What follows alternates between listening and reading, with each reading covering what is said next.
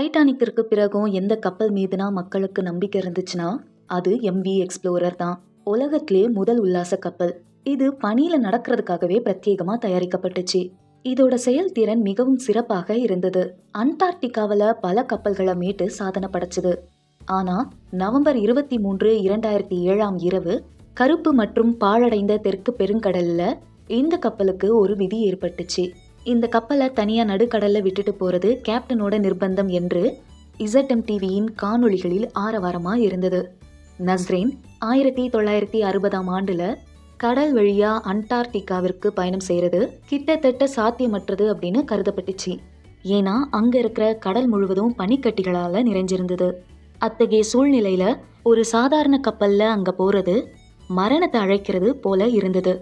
ஆனா எரிக் லிண்ட்ப்ளாட் என்ற ஸ்வீடன் நாட்டைச் சேர்ந்த அமெரிக்க தொழிலதிபர் அதை சவாலா ஏற்று அண்டார்டிகாவிற்கு எளிதில் செல்லக்கூடிய கப்பலை உருவாக்கணும்னு முடிவு செஞ்சாரு.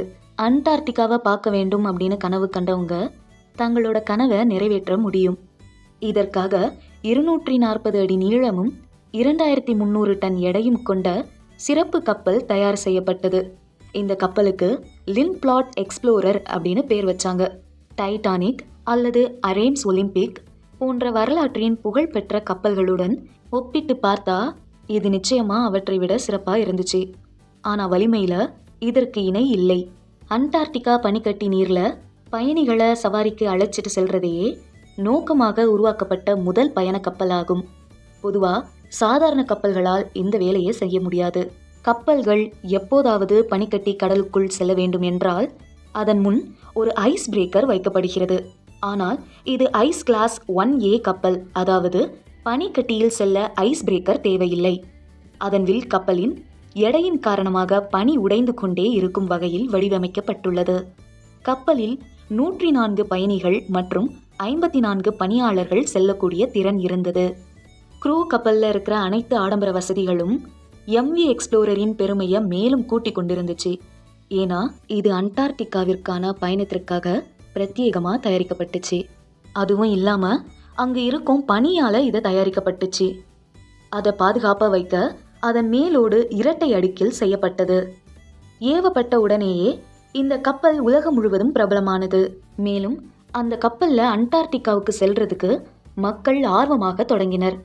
உண்மையிலேயே இதற்கு முன்பு லிண்ட்ப்ளாட் எக்ஸ்ப்ளோரர் என்று பெயரிடப்பட்டது.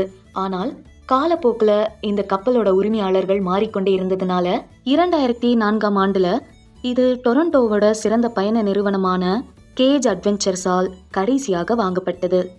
எம்வி எக்ஸ்ப்ளோரர் என்று பெயரிட்டவர்களுக்கு இது வேறு எந்த உரிமையாளராலும் கையகப்படுத்தப்பட மாட்டாது. 2007 வாக்கில் எம்வி எக்ஸ்ப்ளோரர் அண்டார்டிகாவிற்கு 250 வெற்றிகரமான பயணங்களை மேற்கொண்டுச்சு. ஆனா இந்த ஆண்டு நவம்பர்ல அது திரும்பி வராத ஒரு பயணத்துக்கு புறப்பட்டுச்சு. அன்னைக்கு நவம்பர் 2007 எம்வி எக்ஸ்ப்ளோரர் தனது 19ஆம் நாள் பயணத்திற்கு தயாராகி விட்டது. அர்ஜென்டினாவின் உஸ்வயா நகரத்திலிருந்து கிளம்பி தெற்கு ஜார்ஜியா தீவையும் பின்னர் பால்க்லாந்து தீவுகள் வழியாக அண்டார்டிகாவையும் சென்றடைய வேண்டும். 11 நவம்பர் 2007 எம்வி எக்ஸ்ப்ளோரரில் 100 பயணிகளும் 54 பணியாளர்களும் மீண்டும் ஒருமுறை அண்டார்டிகாவிற்கு இந்த அழகிய பயணத்திற்கு புறப்பட்டனர். இதுவரை எல்லாம் சாதாரணமாக நடந்து கொண்டிருந்ததால் இவர்களின் இந்த அழகான பயணம் என்ன சிக்கலில் தள்ளப் போகிறது என்று யாருக்கும் தெரியாது. எம்வி எக்ஸ்ப்ளோரரின் கேப்டன் 49 வயது பேங்க்ட் வைமன் ஆவார். அவர் இந்த பனி நிறைந்த கப்பலில் ஆயிரக்கணக்கான முறை கப்பல்களில் பயணம் செய்துள்ளார். இந்த அனுபவத்தின் காரணமாக பயணிகள் தாங்கள் பாதுகாப்பாக இருப்பதாக நினைத்து கொண்டிருந்தனர். இந்த பயணத்தின் தொடக்கத்தில் கேப்டன் பேங்க்ட் வைமன் தனது திட்டமிட்ட பாதையில் இருந்து விலகி ஒரு ஆச்சரியமான முடிவை எடுத்தார். கப்பலை புதிய பாதையில் திருப்ப விரும்பினார். ஏனெனில் இப்படி செய்வதன் மூலம் கடும் பனி உள்ள பகுதிகளை தவிர்த்து அவர்கள் இலக்கை அடையலாம் என்று கேப்டன் நம்பினார். முதல் 10 நாட்கள் சாதாரணமாக சென்று கொண்டிருந்தது. ஆனால் நவம்பர் 22 மாலை சூரியன் மறைந்ததால் பயணிகள் தங்களுடைய அறைகளுக்கு செல்ல தயாராகி கொண்டிருந்தனர். இதற்கிடையில் எம்வி எக்ஸ்ப்ளோரர் பனி அதிகமாக இருந்த பகுதிக்குள் நுழைந்தது. நாங்கள் பனியால் மூடப்பட்ட ஒரு பகுதியை கடந்து செல்கிறோம் என்று கேப்டன் அறிவித்தார். எனவே பனிக்கட்டிகள் மீண்டும் மீண்டும் கப்பலை அடிப்பது சத்தத்தை உருவாக்கும். மேலும் நீங்கள் அனைவரும் இந்த இரவை தாங்க வேண்டியிருக்கும். இருட்டினால் கப்பலின் வேகத்தை 5 முடிச்சுகள், அதாவது மணிக்கு சுமார் 10 கிலோமீட்டர் வேகத்தில் கேப்டன் குறைத்திருந்தார். மெதுவாகவும் படிப்படியாகவும் கப்பல் மெல்லிய பனிக்கட்டியிலிருந்து விலகி தடித்த மற்றும் பழைய பனி அடுக்குகள் கொண்ட பகுதியை நோக்கி நகர்ந்தது. ஆனால் கேப்டனுக்கு இது தெரியாது. பயணிகள் தங்கள் அறைகளில் தண்ணீர் நிரம்ப தொடங்கிய போதுதான் எழுந்தனர். கப்பலின் கீழ் பகுதியில் பயணிகளின் கேபின்கள் இருந்ததால் முதலில் தண்ணீர் அங்கு வந்துவிட்டது.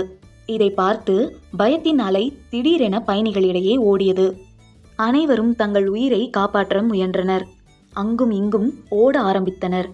லைட் சுவிட்சுகள், டக் வென்ட்டுகள் அல்லது கதவுகளில் விரிசல் என சாத்தியமான ஒவ்வொரு திறப்பிலிருந்தும் இப்போது கப்பலுக்குள் தண்ணீர் வந்து கொண்டிருந்தது. கேப்டனுக்கு இது தெரிய வருவதற்குள் பல கேபின்களில் தண்ணீர் நிரம்பியிருந்தது. ஒருவேளை சிறு சேதம் ஏற்பட்டிருக்குமோ அப்படின்னு முதல்ல நினைச்சாங்க. ஆனா தண்ணீரின் அழுத்தம் அதிகரிச்சுட்டே போயிட்டு இருந்த போதுதான் விஷயங்கள் கட்டுப்பாட்டை மீறியதை கேப்டன் கூட புரிந்து கொண்டார். கப்பலை உடனடியாக வெளியேற்றும்படி கேப்டன் உத்தரவிட்டார். மேலும் அனைத்து லைஃப் போட்டுகளையும் நிலைநிறுத்த முடிவு செய்தார். இந்த நேரத்தில் கப்பல் ஏற்கனவே பனிக்கட்டி பகுதியை விட்டு வெளியேறியது. ஆனால் தண்ணீர் குவிந்ததால் அது ஒரு புறம் சிக்கிக்கொண்டது. கப்பலை விரைவாக வெளியேற்றுவதிலும் மனித உயிர்களை காப்பாற்றுவதிலும் பணியாளர்கள் மும்முரமாக இருந்தனர். கப்பல் சென்ற இடத்திலிருந்து 46 கிலோமீட்டர் தொலைவில் இருந்ததால் சேதமடைந்த கப்பலுடன் இலக்கை அடைய முடியவில்லை. மறுபுறம் பிரச்சனை என்னவென்றால், அண்டார்டிகாவின் இந்த கடல் பனி காரணமாக இருந்ததை விட மிகவும் குளிராகவும் இருந்தது. மேலும் இங்கு குளிர்ந்த காற்று வீசியதால் உயிர் காக்கும் படகுகளில் அதிக நேரம் தங்க முடியவில்லை.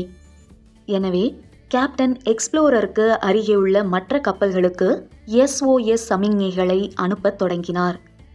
இந்த சிக்னல்கள் நேஷனல் ஜியோகிராஃபிக் என்டவர் மற்றும் நோர்த் என்ற கப்பல்களுக்கு அனுப்பப்பட்டன.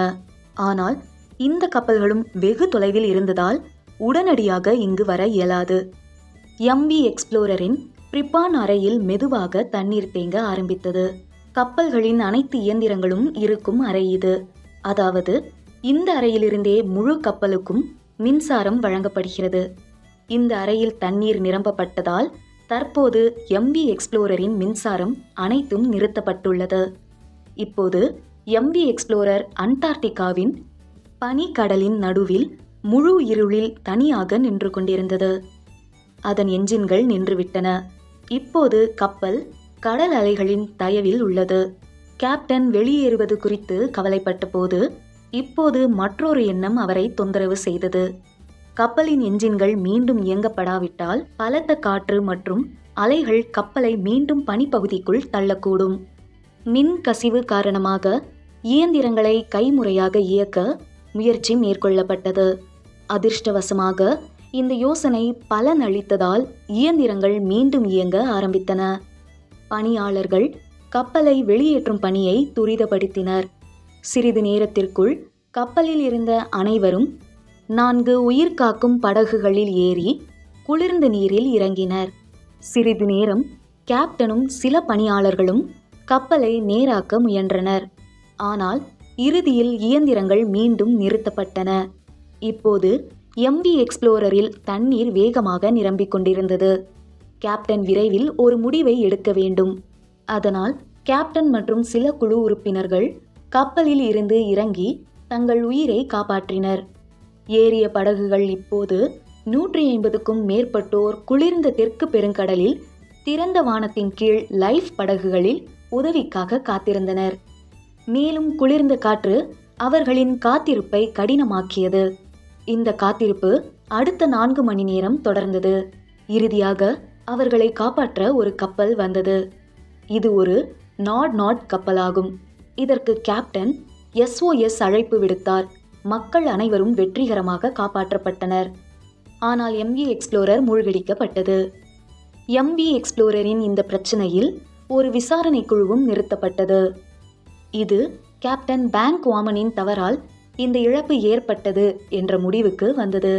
ஏனென்றால் கேப்டன் முதல் வருடத்தின் மெல்லிய பனி என்று நினைத்து அந்த பகுதியில் உள்ள கப்பலுக்குள் நுழைந்த பனிக்கட்டி உண்மையில் பல ஆண்டுகள் பழமையான பனிக்கட்டி அடுக்கு. இன்று MV எக்ஸ்ப்ளோரரின் கப்பல் விபத்து பென்குயின் தீவிலிருந்து 25 மைல் தென்கிழக்கே 1300 மீட்டர் ஆழத்தில் உள்ளது. வீடியோவை நீங்கள் விரும்பி பகிர்வீர்கள் என நம்புகிறோம். உங்கள் அன்பான கருத்துகளுக்கு மிக்க நன்றி. அடுத்த அருமையான வீடியோவில் சந்திப்போம்.